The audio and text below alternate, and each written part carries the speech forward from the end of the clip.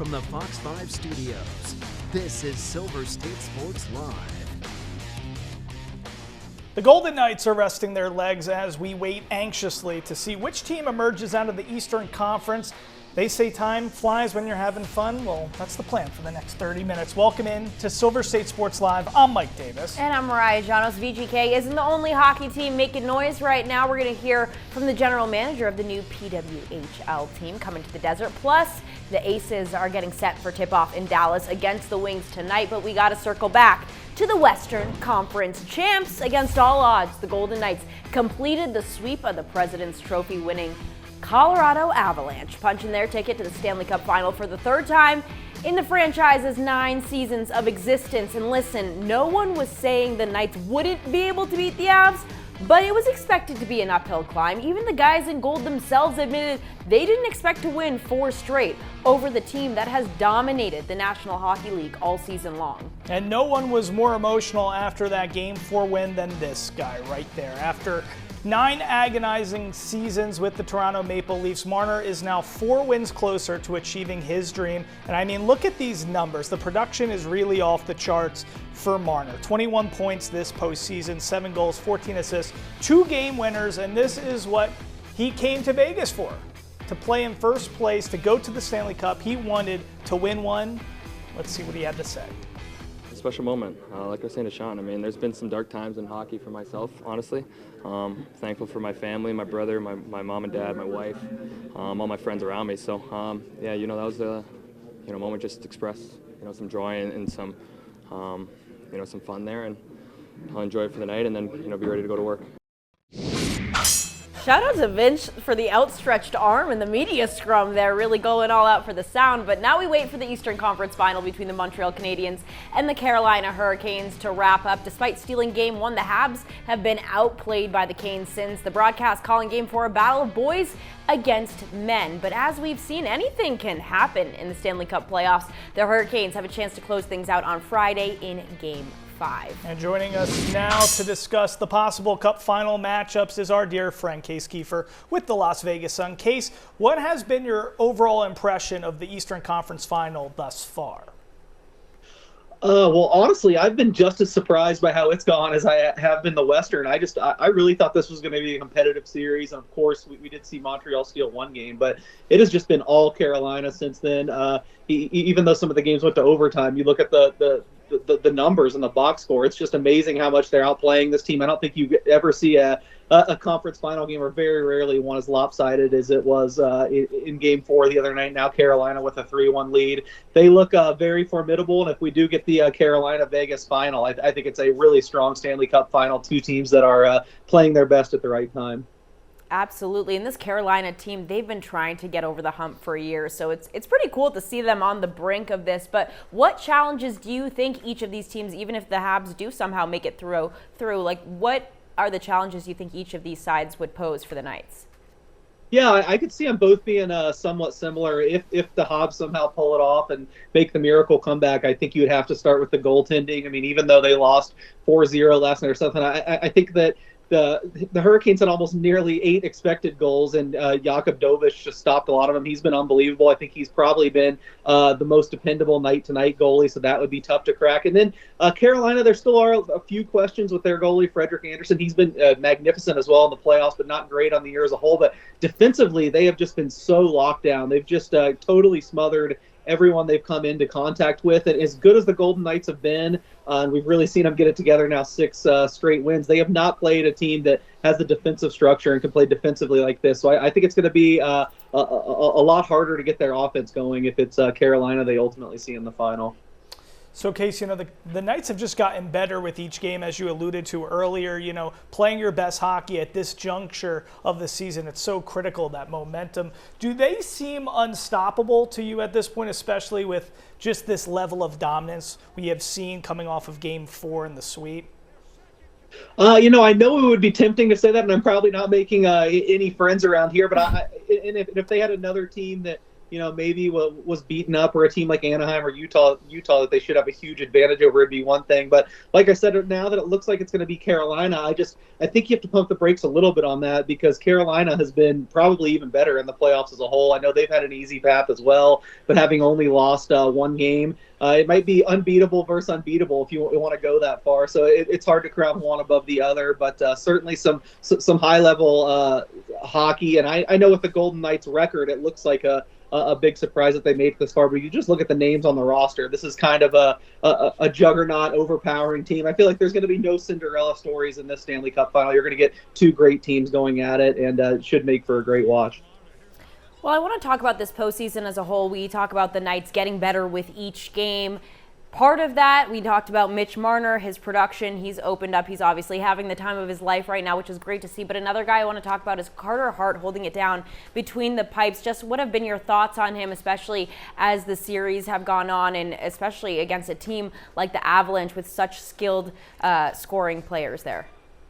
Yeah, it just seems like he's found his groove somehow. I don't know what it is. Obviously when we saw him in the regular season, he wasn't great. And then even early in the playoffs, he had a couple hiccups, but he just kept coming back from them. It seems like his confidence is so intact, and he just moves so well. If you watch him compared to other goalies, I think that's probably part of the reason why the fan base has been he's exciting to watch. He's not just a huge guy that's going to stand there. And maybe with all his time off, maybe it is more of a case of you've got to get that rhythm back, you've got to get that feel back. And man, it seems like he has it now better than ever. So we've never seen a stretch of play from him this strong, I feel like, and what a time to do it, to get to the Stanley Cup final.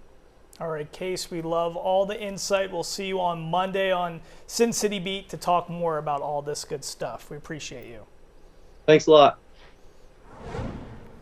All right, still to come on Silver State Sports Live, we're hearing from Vegas's newest sports executive, Dominique Didia, GM of the PWHL Las Vegas.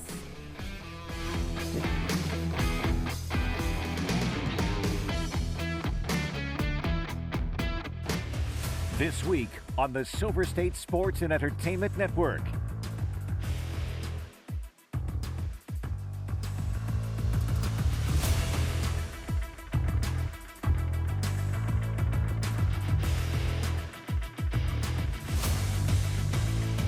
Your Triple SEN lineup is sponsored by AAA Roadside Assistance. Visit AAA today.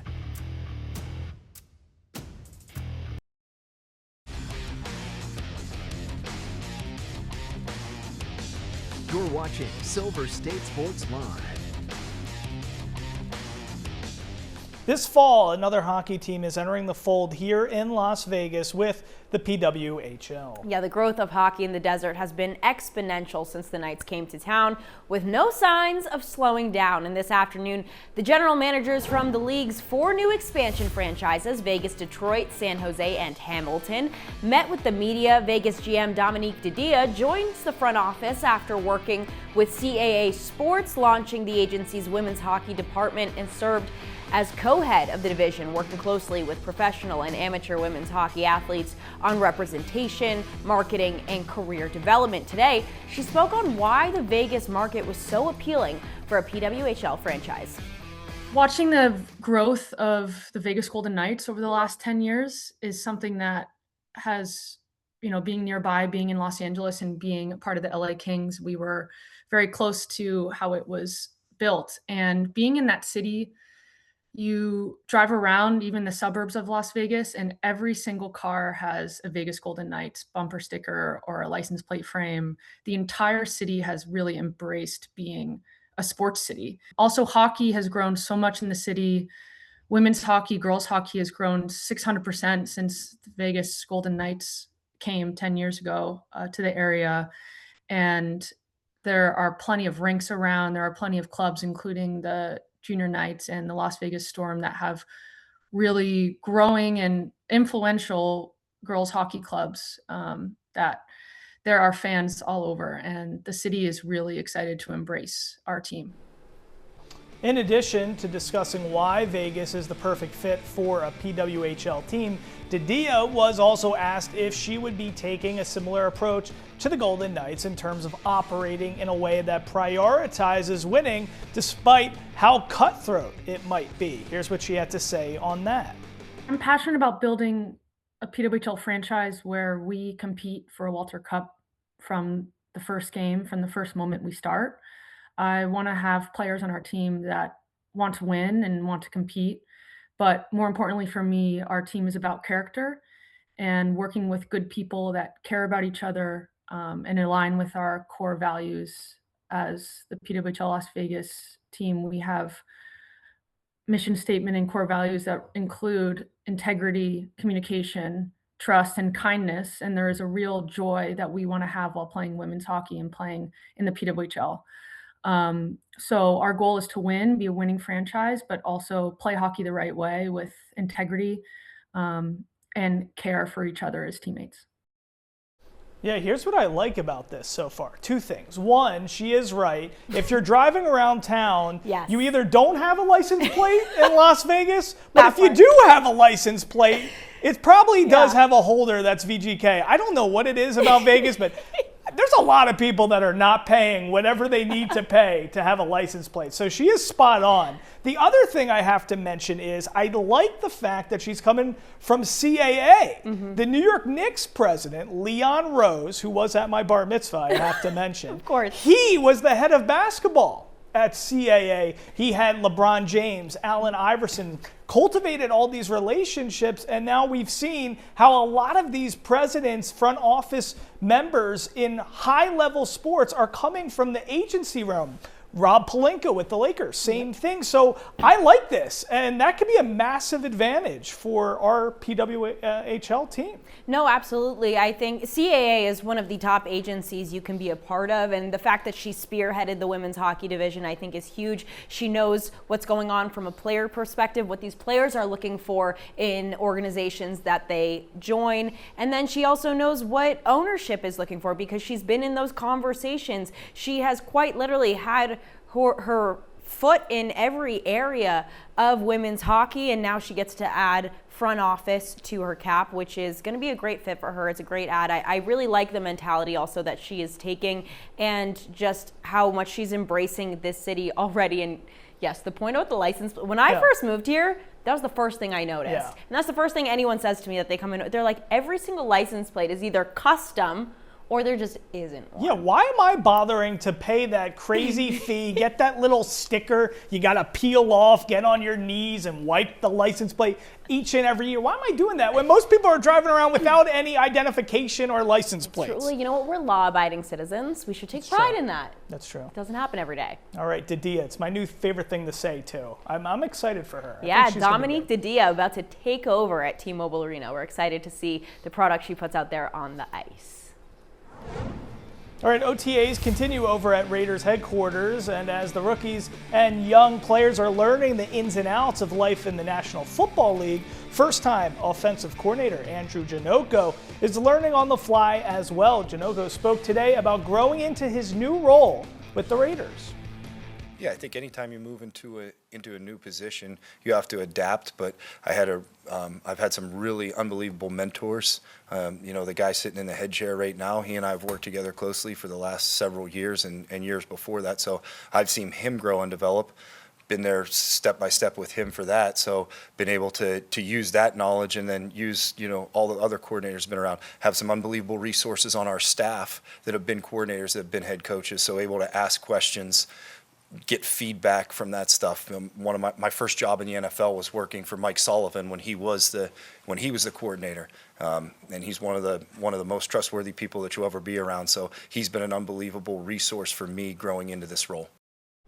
A lot of good stuff there as well. A good mustache. Now, Raiders OTAs continue through June 4th, and mandatory minicamp begins on June 9th. Football is going to be here before you know it. We just got to hold on a few more months. I cannot wait. All right, the AL West standings are shaken up. How the sweep by the Mariners changes things for the A's. That's next.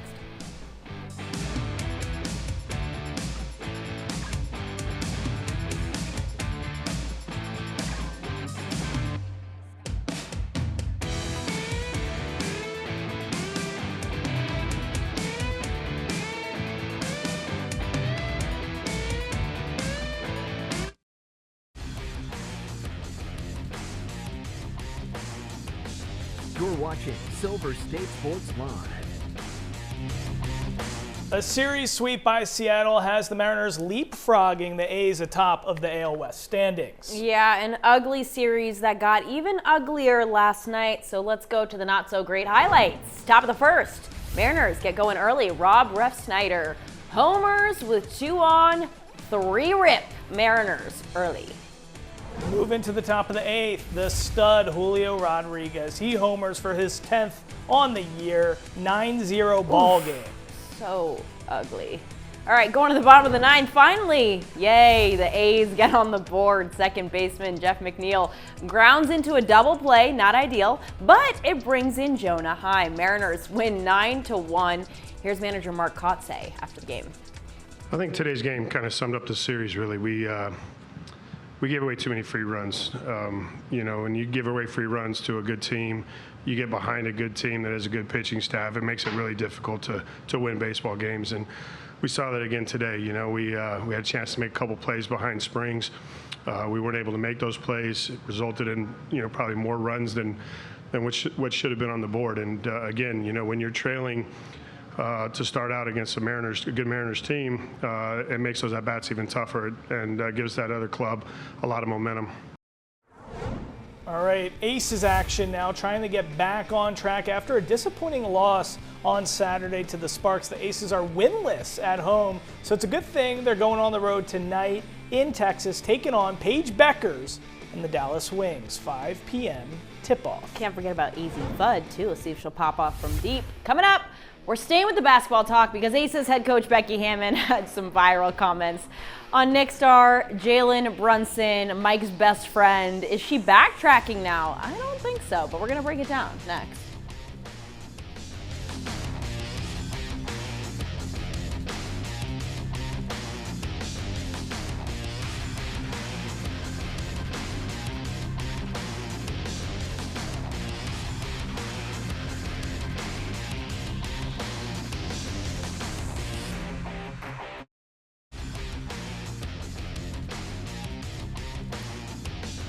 You're watching Silver State Sports Live. At the end of the day, they don't have a dude. You got to have a dude. You got to have a 1A dude. And they're missing that. They do have their dude. Who? Jalen Brunson. No, he's too small. If your best player is small, you're not winning. John Stockton, Allen Iverson, Steve Nash, you could go down the list. Steph Curry is the only. But he's not that small. He's not that small. He's like 6'3". But also, though, I mean, he's the greatest shooter to ever walk the planet. He's in a different outlier class. Okay. She is right. History says she is right. History says she's right. Mike's freaking out. That was 2 years ago. Becky Hammon talking about the uphill climb for the Knicks to get over the hump, win a championship. Fast forward, New York is headed to the finals with Jalen Brunson running the show. Hammon was asked if she had any follow-up from those comments at practice the other day. Here was her response. I speak from experience, and I never, Allen Iverson got MVP, and he lost in the finals, and I think the 2 best teams are probably in the West, but I'm up for being proven wrong. And that's the other thing is I think Jalen Brunson's a hell of a player, I'm speaking historically on the NBA with what I said. I don't know why that's being brought, why everybody's so stuck on that. I said it 2 years ago. I stand by it. I'm letting you clear the air. There's no air to be cleared. I said what I said. He proves me wrong. He proves me wrong. I mean, good for him. But I do think the 2 best teams are in the West. We know who you like, right? Oh, well, you know who I'm cheering for. All right, so Becky, naturally rooting for the Spurs. She coached under the great Greg Popovich. She was an assistant coach there in San Antonio. Mike, Jalen Brunson's your dude. You're a Knicks fan. Mm-hmm. I can see your blood boiling under your skin. Just have at it. I mean, she's wrong. First of all, the head coach of the Knicks also comes from the Popovich tree. Mike Brown was with the Spurs. Let's start with the Spurs, okay? 2007, who was the finals MVP when they won that season? Tony Parker. He averaged about 25 points per game. He's 6'2".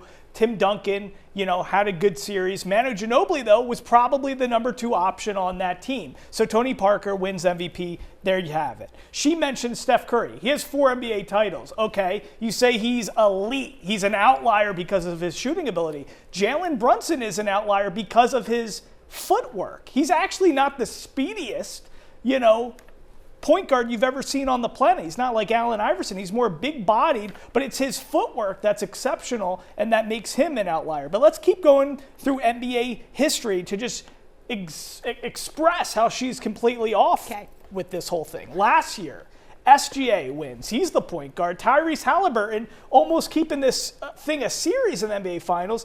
Another point guard, a little bigger, but 2 point guards, most important, impactful players on their team.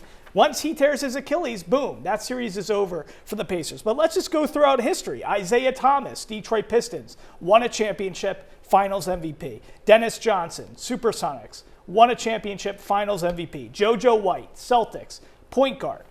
It's not about them being Finals a point MVP. guard. It's his size. She's saying the smallest player on your team can't be the best player on your team. No, she's not saying that. She says if your team revolves around your smallest player, if the success of your team revolves around the smallest guy in a league that's getting bigger, faster, stronger, that's not going to work out for you. Okay. She's wrong. All those Pistons teams. What is Wemby doing for the Billups. Spurs right now? I mean, it's great, but let's see. He's in his, he's still in the young parts of his career. Let's see if he can get going. He hasn't done it each and every game. Right, well, Chauncey Billups, Isaiah Thomas, Steph Curry. We've Jerry West. He was the linchpin for all those Lakers teams. So yes, the shortest player on your team, the point guard on your team, could in fact be the key to pushing you over the top. It's not always going to be a unicorn like Jokic or Antetokounmpo. It's just not how it is. A butchered pronunciation. Antetokounmpo. I appreciate it.